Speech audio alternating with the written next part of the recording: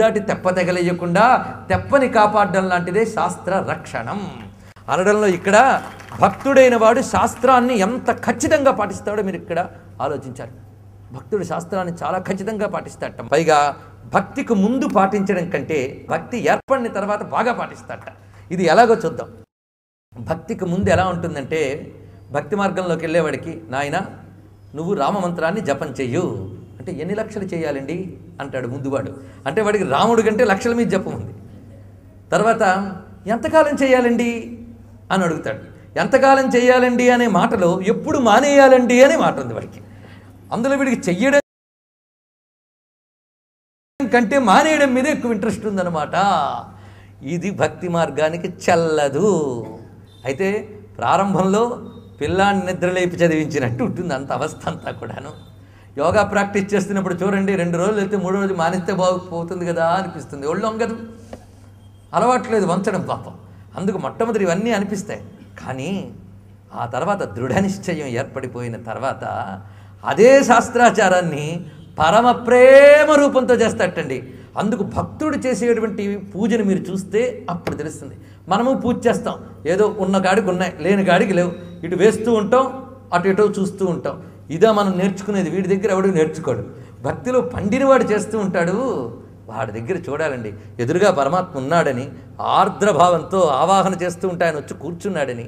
ఆ విధంగానే ఆయన పువ్వులు వేస్తున్నప్పుడు మెత్తగా ఆయన పాదాల మీద పడుతున్నాయని దృష్టితో వేస్తాడు. అంతేగాని రాళ్ళు ఇసిరినట్టు ఇసరడం ఇవన్నీ, ఎందుకంటే పరమాత్మ ఉన్నాడన్న భావన వాడికి లేదు. ఇప్పుడు దృఢ నిశ్చయ భూమికి ఇది ఏర్పడింది ఎప్పుడో, వాడు ఇదివరకు పూజాధికారి కార్యక్రమాలను కూడా చాలా చక్కగా శ్రద్ధగా చేస్తున్నట్ట. ఈ చేస్తూ ఉండడం వల్ల అసలు అది ఎలా చేయాలో తర్వాత వాళ్ళకి తెలుస్తుంది. ఎందుకంటే పండనివాడు చేసేది నేర్చుకుంటే మనం ఇంకా ఏమవుతామో మనకు తెలుసు. పండినవాడు చేసేది నేర్చుకుంటే ఎప్పుడోనే పండే దశకు మనం వెళ్ళగలం. అందుకే పండినవాడు చేసే పూజ చూడాలండి, అతి రమణీయంగా ఉంటుంది. అందుకే పీఠాధిపతులు కూడా పూజలు చేస్తుంటే చూడడం చాలా బాగుంటుంది. కానీ దృఢనిశ్చయ భూమికి కలిగిన పీఠాధిపతులు ఉంటారే, వాళ్ళు చేస్తూ ఉన్న పూజ చూస్తూ ఉంటే పరమాత్మ మనకు కనిపిస్తాడు. అలాంటి పూజల్లో మనకి అందరూ మహానుభావులే. కానీ కంచి మహాస్వామి చంద్రశేఖరేంద్ర సరస్వతి స్వామి వారి గురించి చెప్పుకున్నాం. కొందరు పూజ చేస్తున్నా వాళ్ళు స్వామి అని స్తోత్రం చేస్తున్న ఒళ్ళు పులకించిపోతుంది. అగస్త్య మహర్షి పరమశివుడికి నమస్కారం చేసి పూజ చేసేట, అక్కడ ఎదురుగా శివలింగం పెట్టి నెమ్మదిగా కళ్ళు మూసుకున్నాడు. కళ్ళు మూసుకుని పూజ చేస్తూ మధ్య మధ్యలో అవధానంబున నప్పటప్పటికి భక్త్యావిష్టుడై భవ కాశీధవ నీలకంఠ మదన ధ్వంసి క్రతుధ్వంసకా అని అరుస్తున్నట్టు ఆయన. అవేమి కల్పనలో లేవు. అక్కడ భవ కాశీధవ అని అరవమని అక్కడేం రాసిందా? ఏం లేదు. ఆయన పూజ చేస్తూ ఉంటే ఒళ్ళు పులకించిపోయి శివ మహాదేవా అని అరుస్తున్నట్టు ఆయన. ఈ పారవశ్యంతో పూజ చేస్తున్నాడండి అతను. అలాగా అతడు శాస్త్రవిధిని అతిక్రమించకుండా పూజ చేస్తున్నా అన్నారు. అందుకే దృఢ నిశ్చయ భూమికి ఏర్పడినటువంటి మహానుభావులు శంకరుల వారు, రామానుజుల వారు, వీళ్ళెవరు పూజలు మానేరా అండి? ఆ మాటకు వస్తే శంకరుల పీఠాల్లో పూజలు ఎందుకు వాళ్ళు విధించారు? అసలు ఇవేవి అక్కర్లేదు అనుకుంటే అవన్నీ వదిలేసి కాషాయ గుడ్డలు వేసుకుని ఆ మహావాక్యం 4 స్మరించుకుంటూ కూర్చోండి అనకుండా ఇది చంద్రమౌళీశ్వర ఆరాధన ఏంటి, శారదాదేవికి ఆరాధన ఏమిటి? ఇవన్నీ శాస్త్రము. శాస్త్ర విధిని వాళ్ళు అతిక్రమించలేదు. ఎందువల్ల అంటే శాస్త్ర రక్షణ కోసం. శాస్త్ర రక్షణ అంటే బాగుపడ్డానికై శాస్త్రాన్ని తాను ఆచరించి వాళ్ళ చేత ఆచరింపజేస్తున్నాడు. ఈ విషయం గీతలో చాలా స్పష్టంగా పరమాత్మ చెప్పాడు. చికీర్షుర్ లోక సంగ్రహ అనే మాటలో లోక సంగ్రహార్థం జ్ఞానిస్థితికి చేరిన వాడు కూడా వేదోక్తమైనటువంటి కర్తవ్య కర్మని మానడు, లోక సంగ్రహం కోసం చేస్తూ ఉంటాడు సుమా. లోక సంగ్రహం అంటే లోకానికి ఆదర్శం చూపించడం కోసం. ఆ మాటకొస్తే సిద్ధస్థితికి పొందినవాడు చేస్తాడని చెప్పడం కాదు, అసలు సాధనా సిద్ధి ఇవేవీ అవసరం లేని నేను చేస్తున్నానయ్యా అన్నాడు కృష్ణ పరమాత్మ. ఆయనకేం అవసరం ఉంది? ఆయన చేసేట. నువ్వెందుకు చేసేవయ్యా అంటే సృష్టిలో వీడు గొప్పవాడు అని అనుకోబడే ప్రతి వాడు కూడా వాడికి అవసరమున్నా లేకపోయినా తనని లోకం గమనిస్తోందని తెలుసుకుంటాడు, తన లోకం అనుసరిస్తోందని తెలుసుకుంటాడు. అనుసరించే లోకం తనలాగే ప్రవర్తిస్తుంది కనుక తాను మంచిగా ప్రవర్తించాలని ఎల్లవేళలా జాగరూకుడై ఉండాలి. అది యజ్జదాచరితి శ్రేష్ఠ తత్తదేవేతరో జన సయత్ ప్రమాణం కురితే లోకస్తదనువర్తతే. వాడు మనస్సు దృఢనిచ్చే భూమికి వెళ్ళింది, కానీ శరీరం ఉందిగా. ఈ శరీరానికి ఆకలి దప్పికలు ఉన్నాయి కదా, 10 మందితో సాంగత్యం ఉన్నది కదా. అటువంటి సమయంలో ఈ శరీరానికి క్రియా చైతన్యం ఉన్నప్పుడు ఏదో ఒక పని చేయాలి. ఆ పని ఏం చేయాలి? శాస్త్రవిహితమైనదే చేయాలి. అశాస్త్ర విహితం ఘోరం అని కృష్ణ పరమాత్మ గీతలో చక్కగా చెప్పాడు. కనుక శాస్త్ర రక్షణ బాధ్యత భక్తులకి యోగులకి చాలా ఉన్నది. అందుకే మహామహా పీఠాధిపతులు వాళ్ళకు అవసరం లేకుండా మన కోసం యజ్ఞాలు ఎందుకు చేస్తున్నారు? శాస్త్రరక్షణ కోసం చేస్తూ ఉన్నారు వాళ్ళు. ఆ విధంగా అలా శాస్త్రరక్షణ కోసం ఈ భక్తుడైనటువంటి వాడు ధర్మాన్ని ఆచరిస్తాడు. అలా చెయ్యకపోతే ఏం జరుగుతుందంటే అన్యథా పావిత్ర్యాశంకయా అని సూత్రం చెప్తున్నాడు 13వది. అన్యథా అంటే అలా కాకపోయినట్లయితే, లేకపోతే పావిత్ర్యాశంకయ పవిత్రతకే శంక కలుగుతుంది అన్నారు ఇక్కడ. ఎందుకంటే వాడు భక్తుడు, వాడు మహాత్ముడు అని మనం అనుకున్నాం. కానీ ఎప్పుడైతే శాస్త్రాచారం తప్పేశాడో వాడి పట్ల శంక కలుగుతుంది. ఎప్పుడైతే శంక ఏర్పడిందో ఇంకా ఈ మార్గము లోకంలో సృష్టిగా ఏర్పడుతుంది. అందుకు ఏది చెయ్యాలి ఏది చెయ్యకూడదు అనే ప్రశ్న నీకు వచ్చినప్పుడు ఏది నీకు ప్రమాణం అంటే శాస్త్రమే ప్రమాణం, అంతేగాని వ్యక్తి యొక్క ఆచరణ ప్రమాణం కాదు. మనం అనుకుంటాం ఫలానా వాడు ఎలా చేస్తే నేను అలాగే చేసేస్తానని. ఇలా అనుకునే వాళ్ళు ఉన్నారు గనకనే తనను చూసి ఎవరనుకుంటున్నారో వాళ్ళని జాగ్రత్తగా గమనిస్తూ తాను శాస్త్రము చెప్పింది చెయ్యాలే తప్ప బుద్ధికి తోచింది చెయ్యకూడదు. చేస్తే వాడు పతనం అవడమే కాకుండా 10 మందిని పతనం చేస్తాడు. అందుకే మరికొన్ని గ్రంథాల్లో ఏముందంటే అన్యథా పావిత్ర్యాశంకయ అని కాకుండా అన్యథా పాతిథ్యాశంకయ అని ఉంది. పాతిథ్యాశంకయ లేకపోతే పతనమైపోతారు. ఎవరు? వీడు పతనమవుతాడు, వాడు పతనమవుతాడు. దృఢ నిశ్చయం అయ్యిందో లేదో అనేటువంటిది తెలిసే లోపలే కొంతమంది మేము అన్నిటికీ అతీతులమండి అని అన్ని వదిలేస్తుంటారు.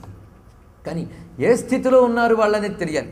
ఒక్కొక్కప్పుడు మహాత్ములు కూడా ఎలా ఉంటారంటే వాళ్ళు ఆ తీవ్రమైన భూమికలోకి వెళ్ళి స్తబ్దులై మత్తులై ఆత్మారాములై ఉన్న స్థితిలో వాళ్ళు ఒంటి మీద స్పృహ లేని స్థితిలో శాస్త్రాచరణ చేయరు.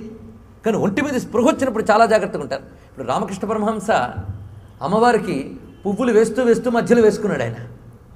ఆయన వేసుకున్నాడు కదా అని పువ్వులన్నీ ఏరుకుని మన ఒంటి మీద వేసుకుంటూ కూర్చుంటే ఆయన తన మీద తాను స్పృహ కోల్పోయి తన యందే అమ్మని భావన ఏమిటి? అనుభూతి ఆయనకి.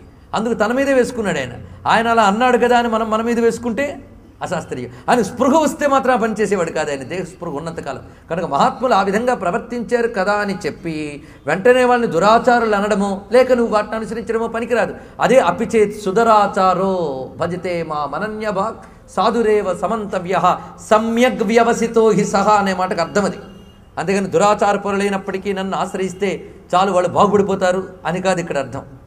నన్ను అనన్య భజన చేసేటువంటి సమ్యక్ వ్యవసితుడు దృఢ నిశ్చయ భూమి జ్ఞానం కలిగినటువంటి వాడున్నాడే వాడు ఒక్కొక్కప్పుడు దురాచారుని వలె కనిపించవచ్చు, కానీ వాడు సాధువే, బాగా తెలుసుకో. మళ్ళీ వెంటనే వాడు క్షిప్రం భవతి ధర్మాత్మా స్వచ్ఛాంతిని గచ్చతి. వాడు వెంటనే ధర్మాత్ముని వలె కూడా ప్రవర్తిస్తూ ఉంటాడు, ఒంటి మీద తెలివిలేనప్పుడు అది. అందుకు వాళ్ళ వలె మనం కాదు ఇక్కడ. కనుక లోకంతో ఉంటున్నంత కాలము ఈ లోకాన్ని అనుసరిస్తూ శాస్త్రాచరణం చేయాలి. లేకపోతే వాడు పతనమవుతాడు, ఇంకోరు పతనం చేస్తాడు. చివరికి భక్తి మార్గం యొక్క పవిత్రత మీదే శంక ఏర్పడే ప్రమాదం ఉన్నది. అది పావిత్ర్యాశంకయా అనే మాటలో. అందుకు చాలా జాగ్రత్తగా ఉండాలి సుమా అన్నాడు. కృష్ణుడే అంటాడు, నేను ఎందుకు చేస్తున్నానో తెలుసా? యజ్జదాచరతి శ్రేష్ఠ తత్తదేవేతరో జనా స యత్ప్రమాణం కురితే లోకస్తదను వర్తతే. అందుకు చాలా జాగ్రత్తగా ఉండాలి. గురువు గారికి వేదమంతా వచ్చేసింది, ఆయన పండితుడే. ఆయన ఒక పూట 1 గంట లేటుగా లేచినా ఆయన విద్యకేమీ కొదవలేదు. అయితే ఆయన రోజు గంట లేటుగా వస్తుంటే చదువుకునే పిల్లలు గురువుగారే లేస్తుంటే మనకేం పోయిందండి నిద్రపోతే వీళ్ళు ఏమవుతారు? అందుకోసం తనకు విద్య వచ్చినప్పటికీ తనకు అవసరం లేకపోయినప్పటికీ ఆ తెల్లవారుజామున లేచి వాళ్ళతో పాటు ఆయనకు తెలిసిన వేదమే వల్లివేస్తాడు. ఎందుకు? పావిత్ర్యాశంకయ, పవిత్రతకి శంక ఏర్పడకూడదు, పతనం ఏర్పడకూడదు. అది ఎలాగో ఇక్కడ కూడా భక్తి మార్గంలో నిష్ఠుడైన వాడు కూడా దృఢ నిశ్చయం ఏర్పడిన తర్వాత కూడా శాస్త్ర రక్షణ చేస్తాడు సుమా అనే విషయాన్ని ఎంత చక్కగా వివరించి, శాస్త్రరక్షణ సరే వాడు లోకంలో ఎలా ప్రవర్తిస్తాడు దృఢ నిశ్చయం అయిన తర్వాత? దృఢ నిశ్చయం ఏర్పడకముందు అనన్యత, ఉదాసీనత ఇవన్నీ చెప్పారు. దృఢ నిశ్చయం ఏర్పడిన తర్వాత ఎలా చేస్తారంటే లోకోపి తావదేవ, లోకమునందు కూడా అంతవరకే, తావత్ ఏవ అంతవరకే అంటే లోక వ్యవహార రక్షణ వరకే అని అర్థం అనమాట. అక్కడ శాస్త్ర రక్షణ వరకే అని ఎలా చెప్పారో ఇక్కడ లోక వ్యవహార రక్షణ కొరకు అంత మేరకే. ఎంత మేరకు మళ్ళీ చెప్తున్నాడు ఇక్కడ. భోజనాది వ్యాపారస్తు ఆ శరీర ధారణావధి.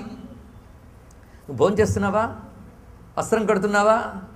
ఒక గూడు కావాలి కదా, వాటి కోసం లోకంలో ఉన్నావు కదా.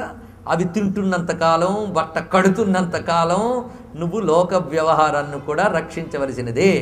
అంతేగాని మనం భోజనం ఎంతవరకు చేస్తాం? ఆకలి తీరాలన్నంత వరకు కాదు, రుచులు మరిగి ఒళ్ళు పాడు చేసుకునేంత వరకు తింటాం. అందుకే అంతవరకే తావదేవ. ఎంత గొప్ప మాట చెప్పాడు. ఇది పెద్ద మంత్రంలా పనిచేయాలి మనకి. పెట్టుకున్నావు తావదేవ చెప్తుంది శాస్త్రం. వీడు బట్ట కడతాడు, అలాగని మాసిన బట్ట మకిలి బట్ట కాదు, శుద్ధమైన ఒక వస్త్రాన్ని కట్టుకుంటాడు లోక వ్యవహారం కోసం.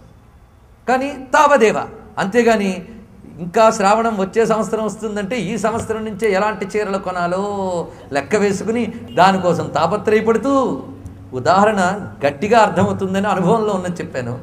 ఇంకా చాలా చాలా ఉదాహరణలు ఎవరి జీవితంలో పడుకున్నాయి.